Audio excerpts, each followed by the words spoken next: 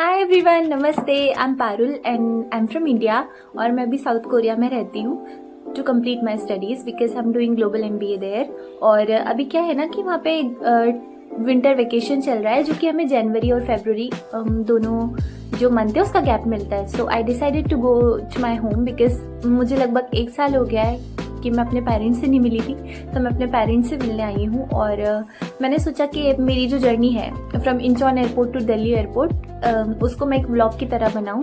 So I think वो उससे बहुत लोग रिलेट भी करेंगे और या हो सकता है कि बहुत लोगों को मेरे वो एक्सपीरियंस काम आए कि अगर आप अकेले आ रहे हैं कोरिया से इंडिया तो आप कैसे आ सकते हैं या कैसे आपको सही रहेगा।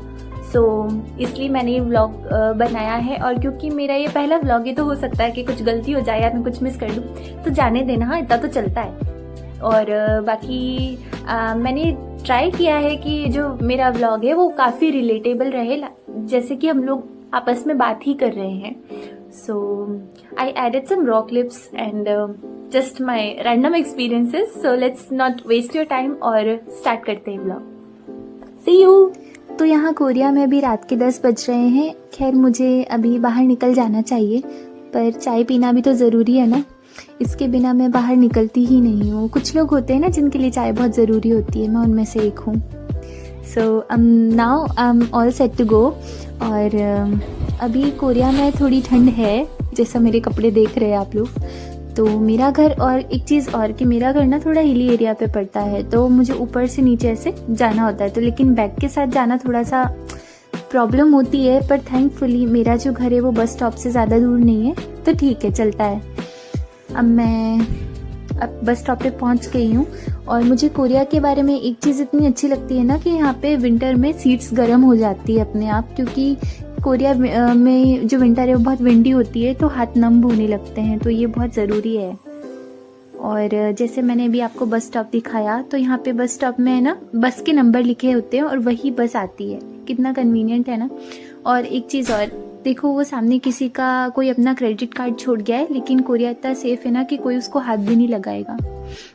अब हमने बस ले ली है, अब मैं बस लेके अपनी दोस्त के घर जा रही हूँ, क्योंकि रात भर रुकने के बाद हम सुबह साथ में जाएंगे। तो भूख लग रही थी आधी रात में, तो हम लोग CU आए थे।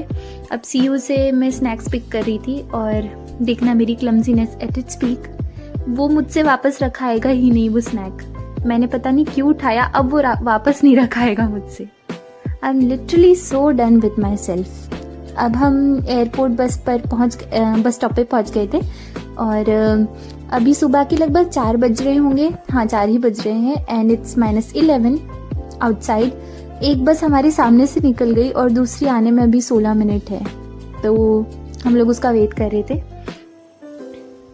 अभी सामने देखो, सामने हाइप का हेडक्वार्टर है, वहाँ अपने फेवरेट आइडल्स डांस प्रैक्टिस करते हैं। कितना कूल है ना। अभी हमने एयरपोर्ट बस ले ली है, और वैसे लोग टैक्सी से भी यहाँ पे एयरपोर्ट तक जा सकते हैं, लेकिन इट्स वेरी कॉस्टली, तो आई प्रेफर बस। एंड अब हम इंचॉन एयरपोर्ट पहुँच गए हैं, और इंचॉन एयरपोर्ट में काफ़ी बड़ा है, it's same like Delhi airport, MC kids zone. It's very convenient for every age. अब देखो ये मेरे दोस्तों की मस्ती तो देखो। हमारी फ्लाइट को भी 2 घंटे के लगभग बचा है टाइम, और ये देखो view, what a view seriously. Sunrise, वैसे सनराइज मैं कभी कभी देख पाती हूँ क्योंकि मेरी नींद ही नहीं खुलती सुबह। और फाइनली गाइस, हमारी फ़्लाइट रेडी है, और मुझे इतना नॉस्टैल्जिक फील हो रहा था, इतना नर्वस फील हो रही थी, खुश भी थी पर घबराहट भी हो रही है, क्योंकि हम फाइनली घर जा रहे हैं। हमने ले ओवर वाली फ़्लाइट ली थी, क्योंकि जो डायरेक्ट फ़्लाइट होती है वो थोड़ी सी कॉस्टली पड़ती है। और बाहर का व्यू देखो, it's look like an island, right, इतना प्रिटी है। तो हमारा जो ले ओवर है वो शंघाई में है, दैट इज़ चाइना। हम लोग चाइना से रुक के जाएंगे। और बहुत देर हो गई थी, इतनी भूख लग रही थी, मैं सोच रही थी खाने में क्या मिलेगा, बट खाना ठीक ठीक था, मतलब खाने लायक था। उसमें नूडल्स थे, फ्रूट्स थे, सब अच्छा था, तो मस्त मैंने खाना खाया। उसके बाद में हम इंडिया की तरफ वाली फ़्लाइट में जा रहे हैं, जिसमें मैं इतना एग्जॉस्ट हो गई थी क्योंकि लंबा सफ़र था काफ़ी। लेकिन एक चीज़ सबसे अच्छी हुई इन सब के बीच में कि खाना अच्छा था, थोड़ा सा इंडियन खाना था, तो खाना अच्छा भी लगा। और अभी एक चीज़ बहुत अच्छी होती है फ़्लाइट्स में कि सोचने का मौका काफ़ी मिलता है, मुझे भी मिला, मैंने भी बहुत सारी चीज़ों के बारे में सोचा और मैं सोचते सोचते इंजॉय ही कर रही थी। और मेरी एक आदत है ना कि मैं जब भी सोचती हूँ मैं लिखने लगती हूँ, तो मैं वही लिख रही थी, खुद को वेलकम कर रही थी क्योंकि इट्स 2026। आपके साथ भी ऐसा होता है क्या? आपका रिजोल्यूशन क्या है इस साल का, अगर बनाया हो तो ज़रूरी है क्योंकि by the way happy new year, happy 2026 to you as well. Now अब हम इंडिया की तरफ जा रहे हैं, कुछ समय और बस इंडिया आने ही वाला है। एंड सारी चीज़ें याद आ रही थी एकदम कि घर जाके क्या क्या करेंगे, आ गया इंडिया।